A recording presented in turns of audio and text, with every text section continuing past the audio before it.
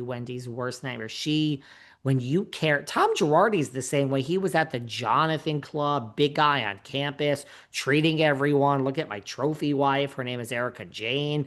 I mean, Tom was all about image in LA too. Wendy's the same way. I see similarities. I think that was Tom's worst nightmare, was not really losing the money. It's more like, what is everyone thinking about Tom? Like, your reputation of one of the best lawyers is disgraced. I think Wendy's worst nightmare is right now, like, what are people saying about her and what does her mother think? That's what kept me up at night yesterday, I guess. Uh, you know what we really haven't talked about? We haven't talked about, I mean, I saw it premiered a few weeks ago, but they re-aired this trailer for the new season of Southern Charm. It started a few weeks ago, but I mean, the show didn't start. The trailer dropped a few weeks ago, but I just saw it again. And I got to tell you, I think this looks like a good season of Southern Charm. Let me go on record, put me down. I think it's going to be a good season of Southern Charm compared to other seasons. I think it's getting back to the basics. I had some notes fucking somewhere.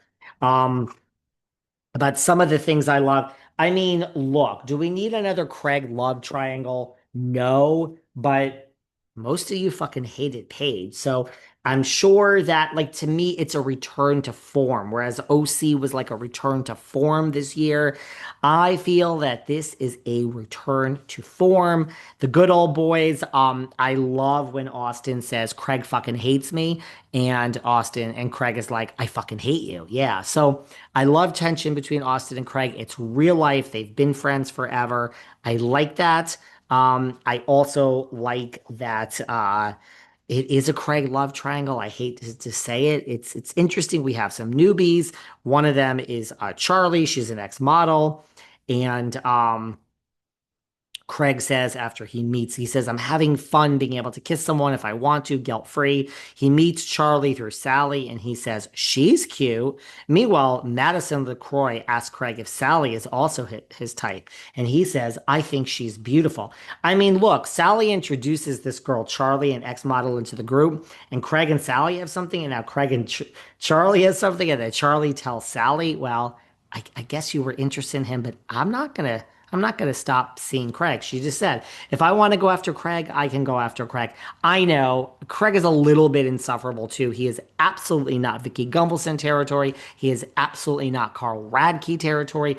But for everyone who thinks he's a little insufferable, I get it. Um, you want to say to both of these women, you're beautiful young women, why you're going after this dud. But it's going to be a good season. Sally says, you knew how I was feeling about him. Then you went on a date with him, and she has tears. If I want to go after Craig, I'll go after Craig, Charlie says. Craig is interested in both. Vanita says to her friend Sally, I'm going to be very clear. I don't like Craig. He will walk you like a dog on a leash until he's done with you. That is, I mean, Vanita, sweetheart, I could not have said it better myself. I don't like Craig. He'll walk you like a dog on a leash until he's done with you. Completely true. Austin's having problems. Two girls, do. You're a fucking prick. Austin yells at Craig, who suspects that Austin hates him. Yes, I do fucking hate you, Austin says. So it's basically the opposite of how I just described it. You're a lost soul, Austin says. You want to be anybody but yourself, and it's obvious. Ooh, good Austin. Craig does hate himself. Okay, to me, there's the trailer. We haven't talked about it yet, but the point is, I think it looks like a good return to form season. I'm somewhat hopeful. No, it'll never be Southern Charm really for me without Catherine Dennis. I know she was on this podcast recently. She was on this podcast before. I don't think she's well. I say that with the best of hearts. I love Catherine Dennis. Patricia, we just had on. She's on the show. Good for her. She has a new book. It's going to be good. I think it's a return to form. Kind of excited to watch it. Anything else? Oh, Denise Richards has a big win. I thought this was interesting. Two big wins. One, Aaron is really in trouble. Aaron really could face the inside of a jail. It's his cousin that really put the nail in the coffin. So things don't look good for Aaron. He's in denial. He's a psycho, but I don't know how you think you're going to get away with this, kind sir.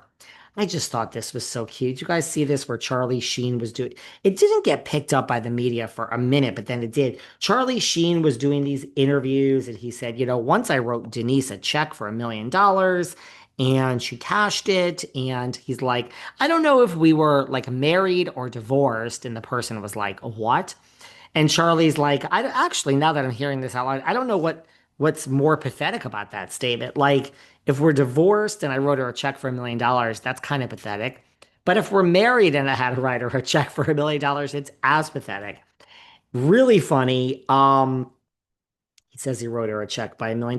I love the bond between father and mother of the kids. And then 2 days later, Denise posts this on her Instagram, not being shady, not clapping back on him, but just being like, I didn't cash it. You think it's still good? So she has the $1 million check. How Denise Richards has this $1 million check written to her by Charlie Sheen. This is fucking iconic 90s realness. This is the shit that I live for. As much as I live for Lisa Rinna on Melrose Place, she has the check. So Charlie, you wrote her the $1 million check. She cashed it. Turns out she didn't cash it. She posts it. It was so funny. That's Denise's big win. Also, girl, go see if you can cash that $1 million check. I know you can't. It's been too long, but it's really funny. Okay. I'm sorry. I love this. Good for Denise and this big win of hers. And it seems like she's going to win against Aaron, and that's going to be forever in her past.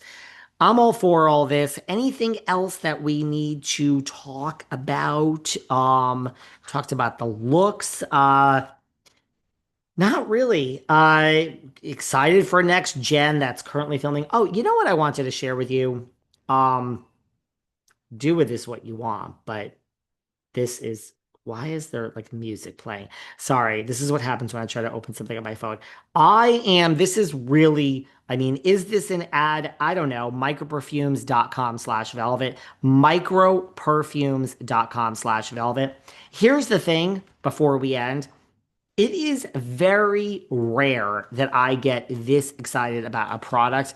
I love products that solve a problem. I don't like Ramona Pinot Grigio. There's 8 million Pinot Grigios in the world. Why am I buying yours? But when something solves a problem, I love it. So I think this is a great idea. I never heard of them, but now they're a sponsor and I'm obsessed because I have products here. Microperfumes.com/velvet. You get up to 60% off your favorite perfume. So let me just explain to you how this works. This is how excited I am. First of all, I bought it all for myself, but it also can be a great Christmas gift or gifts for people. So, take Louis Vuitton. It's like $500 a bottle. Gucci, Tom Ford. Some of it's $200.